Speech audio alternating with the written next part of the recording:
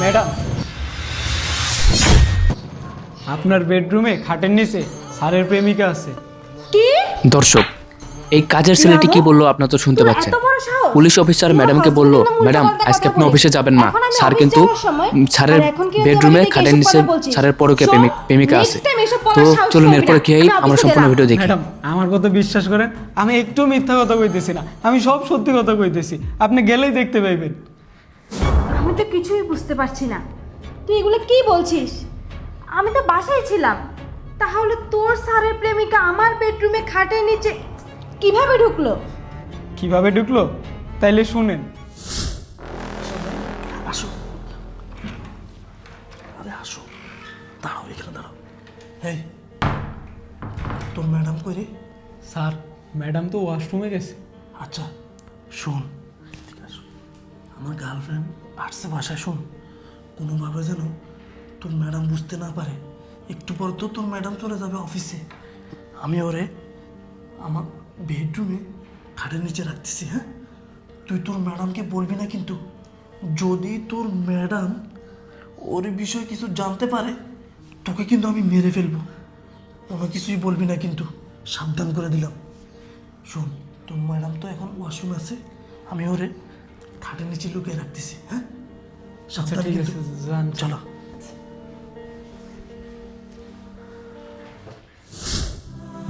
ও আচ্ছা, তার মানে এই কাহিনী, আমাকে এইভাবে ঠকানো হচ্ছে। ঠিক আছে, আজকে তো ওকে আমি হাতে নাতে ধরবই। আমি আজকে অফিসে যাব না, তুই এখন তোর মতো গিয়ে কাজ কর, বাকিটা আমি দেখতেছি। আচ্ছা ম্যাডাম। সাজ্জাদ, আরে জান, আর একটু ধৈর্য ধরে থাকো না, একটু কষ্ট করো। ও চলে গেলেই তোমাকে আমি বের করব। সাজ্জাদ, কই তুমি?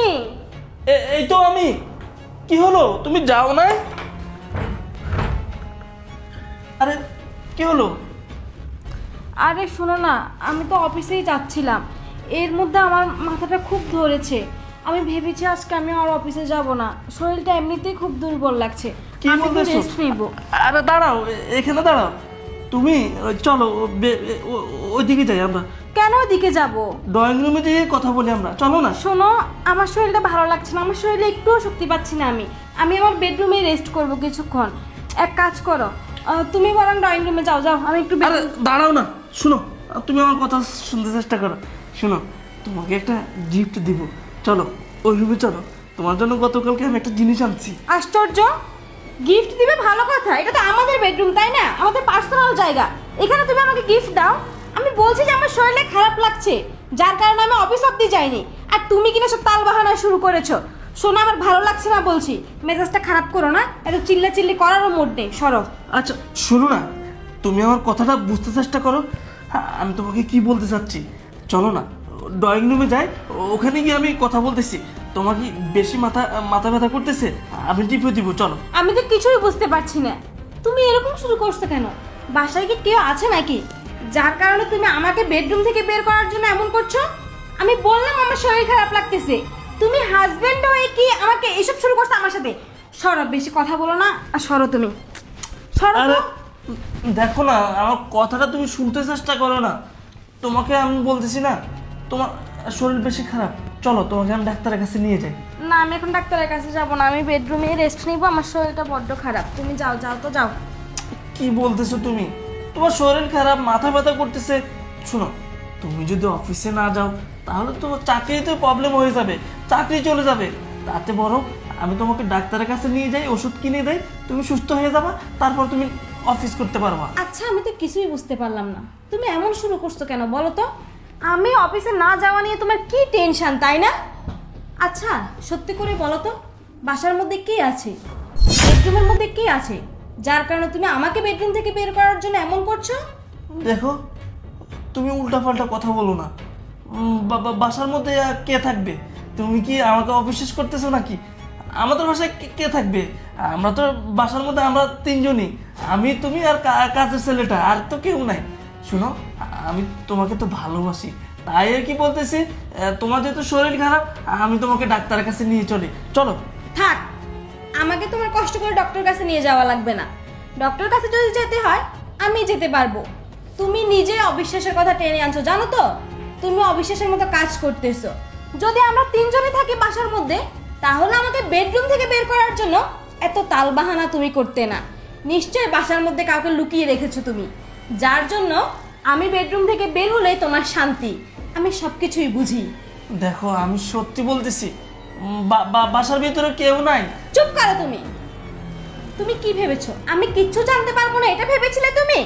আমি সব কিছু জেনে গিয়েছি। তোমার খবর আমি একটু পরেই করছি, দাঁড়াও। খাটের নিচে কে আছো? বের হয়ে আসো। কি হলো? দেখো তুমি শুধু শুধু কিন্তু বেশি বেশি করতেছো। খাটের নিচে কে থাকবে? চুপ করো তুমি। তুমি আর একটা কথাও বলবে না। এই, খাটের নিচ থেকে কি বের হয়ে আসবি নাকি আমি টেনে হিচড়ে বের করব? কি হলো? বের হ। খাটের নিচে তো নাকি কেউ নেই, তাহলে কি ভূত? আরে ওকে, আমি তো ওরে চিনি না। ও কি করে আসলো আমাদের খাটের নিচে? এই মেয়ে, তুমি কে? তুমি এখানে কি করো? কে তুমি?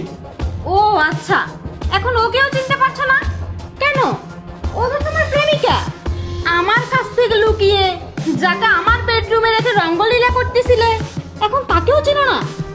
শোনো, আমি তোমাদের সব কুকীর্তির কথা জেনে গেছি। আমাকে কাজের ছেলেটা সব কিছু বলে দিয়েছে। আমি যখন অফিসে যাওয়ার জন্য বের হচ্ছিলাম, তখনই কাজের ছেলেটা আমাকে ডাক দিয়ে বলেছে আমার বেডরুমে খাটের নিচে যে তুমি তোমার প্রেমিকাকে লুকিয়ে রেখেছো। আচ্ছা একটা কথা বলো তো, কেন তুমি আমার সাথে এমনটা করেছো? কি দোষ করেছিলাম আমি? তোমাকে ভালোবেসে বিয়ে করেছিলাম, এটা আমার অপরাধ ছিল তাই না? তোমার জন্য কষ্ট করে রাত দিন পরিশ্রম করে ইনকাম করি, এটা আমার কষ্ট ছিল, যার জন্য কিনা তুমি অন্য একটা মেয়ে নিয়ে রঙ্গলীলা করো। এই, একবারও তোমার বুক কাঁপলো না আমাকে ঠকানোর আগে? কিভাবে তুমি এটা করতে পারলে? ছি ছি ছি, একজন বিশ্বাসঘাতক বেঈমানের সাথে আমি এত বছর সংসার করেছি। একজন বিশ্বাসঘাতক চরিত্রহীন পুরুষের জন্য আমি এতদিন কষ্ট করেছি। আমি বড্ড ভুল করেছি। তোমাকে বিশ্বাস করাটা আমার বড্ড ভুল হয়েছে জানো তো? শোনো, তোমার চেহারা দেখতে আমার ঘৃণা লাগছে জানো তো? তোমাদের মতো পুরুষটা এসবই করতে পারে। বইয়ের টাকায় খাবে, বইয়ের টাকায় চলবে, আর অন্য মেয়ে নিয়ে ফুর্তি করে বেড়াবে। এর চেয়ে বেশি আর কি পারবে? নিজের তো মুরদ নেই বইয়ের ভরণ পোষণের দায়িত্ব নেয়ার, আবার নির্লজ্জের মতো বইয়ের টাকা দিয়ে ফুর্তি করে অন্য মেয়ের সাথে। ছি ছি ছি, কাপুরুষ কোথাকার। ঠিক আছে, তোমার যখন আমাকে এতই অপছন্দ, আমাকে যখন এতটাই ঘৃণা করো, তাহলে এক কাজ করো, তুমি তোমার প্রেমিকা নিয়ে থাকো, তবে আমার বাসা থেকে বের হয়ে গিয়ে প্রেমিকা নিয়ে যত ইচ্ছা নোংরামি করো। আমার বাসাটাকে আর অপবিত্র করো না। যাও, বের হয়ে যাও, যা বলছি। তুমি আমাকে মাফ করে দাও না প্লিজ। একদম চুপ।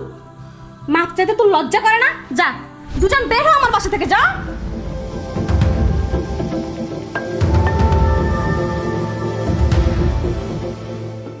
দর্শক, ভিডিওটা আপনাদের কাছে কেমন লাগছে অবশ্যই কমেন্ট করে জানাবেন। তো এরকম অনেক গল্প আমাদের কাছে আছে, আপনাদের মাঝে তুলে ধরবো। তো যদি ভিডিওটা ভালো লাগে অবশ্যই লাইক কমেন্ট শেয়ার করে পাশে থাকবেন। ধন্যবাদ।